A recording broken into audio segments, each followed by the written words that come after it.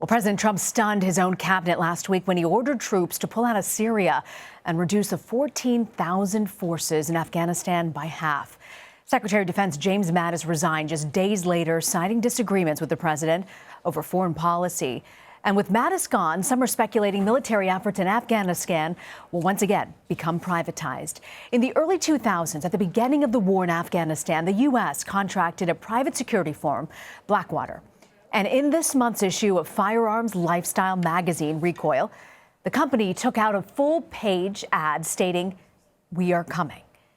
For more on this, I want to bring in former CIA operative and co-founder of Diligence LLC, Mike Baker, who joins us from Boise, Idaho. So, Mike, Mattis told reporters back in August that when Americans put their nation's credibility on the line, privatizing is probably not a wise idea. Why was he so opposed to contracting with private security firms?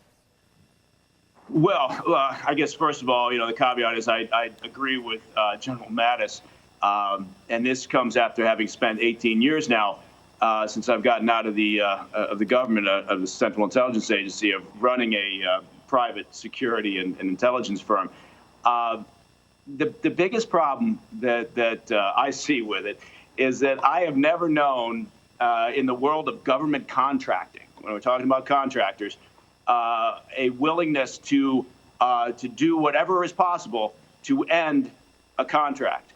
And that's essentially what Eric Prince is suggesting, is that, by handing this over, by primarily giving this job in Afghanistan to private security contractors, that somehow you'll get it done quicker, more efficiently, and with less budget. That, to me, is a significant stretch of the imagination. Do we have a sense, Mike, of how Acting Secretary of Defense Patrick Shanahan's take on privatizing the war might be? Yeah, that's a very good question, because now with General Mattis out, Shanahan in, Shanahan comes from the world of government contracting. He's a former Boeing executive. So this is speculation on my part, but perhaps that experience that he brings to the table may make him more inclined to listen to this. When Eric Prince first tabled this idea with the Trump administration, well over a year ago now, it was met with a lot of skepticism, as I frankly believe it should be. But times have changed, and as you pointed out, personnel have changed. Mattis is out, H.R. McMaster is out, John Kelly is out, John Bolton is in. Does that mean now that they'll look at this and think, yeah, look, I think that it's also important to understand that contractors have outnumbered U.S. military forces in Afghanistan almost since the beginning of our time there. There's now some 14,000, 15,000 U.S. troops in Afghanistan. There are approximately 27,000 contractors. Not to get lost in the weeds here, but Eric Prince, his blueprint, his map of how he would do this is to reduce that to 6,000 contractors and about 2,000 active duty special forces operators, and a budget of about $5 billion. Now, those are astounding numbers if what he's saying is he can solve the problem with those numbers. And 2,000 or so of those contractors would be responsible for running air assets and hospitals. So I suspect that what we're looking at is what typically happens in government contracting. You underestimate at the beginning what's going to be required, with the assumption that once you get your butts in the seats, you're never going to have to leave. And it's going to be a add off into infinity. So, Mike, we have no sense at this point as to whether or not this administration is going to move on this policy of privatizing. But if they do, if President Trump does approve privatizing the military, what does it mean for U.S. forces on the ground in a place like Afghanistan? Right. Well, there's so many layers to this. What does it mean for U.S. forces? What does it mean for Afghan forces? What does it mean for our allies? Look, I'm not a big fan. I guess that's another thing I should put on the table here. I'm not a big fan of the fact that we're still in Afghanistan in a situation where they really don't understand still to this day what we're trying to sell them. Some idea of a pseudo-federal democracy. It's a confusing issue for them. So the Afghan people really still, I think, are confused over what it is that we're talking about here. After all these years, the lives, the cost involved. What does it mean for U.S. forces? Look, the contractors, again, this is very complex. The contractors, in my opinion, do a very important job. but they do a very important job when the parameters are defined very clearly and when they are well managed by the U.S. government, by the military and State Department and others. And we've had problems in the past with private security contractors. And again, this comes from somebody who has been in that business for a long time. We've had problems when it's not tightly managed.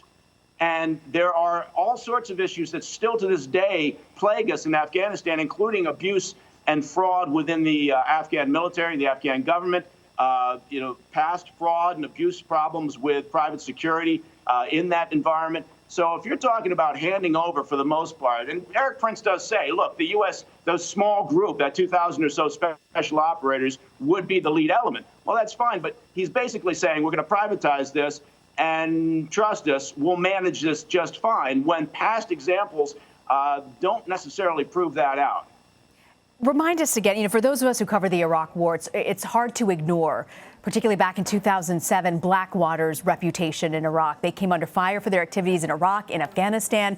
It eventually led them to being banned in Iraq. Can you remind us again what the problem was with Blackwater on the ground?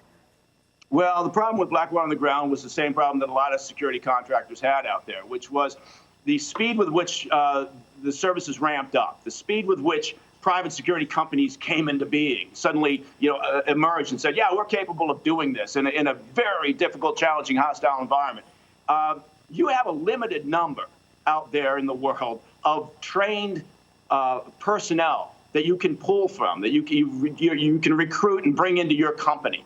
And what happened was that bar kept getting lowered, right? The idea that we only hire, as a private security company, highly trained former special operators. Well, that's great, but that's a small pool of talent, right? So what you got the lowering of the bar. You got people out there that, former squaddies that never should have been in a theater like that, who didn't have the experience, who were suddenly put in charge of security for whether it was diplomats or corporations or whomever. And they were in over their head. There was a lack of control and management. There was a lack of management on not just the operational side, but the fiscal side. A lot of problems. So Iraq was people were learning. We were learning as we were going along.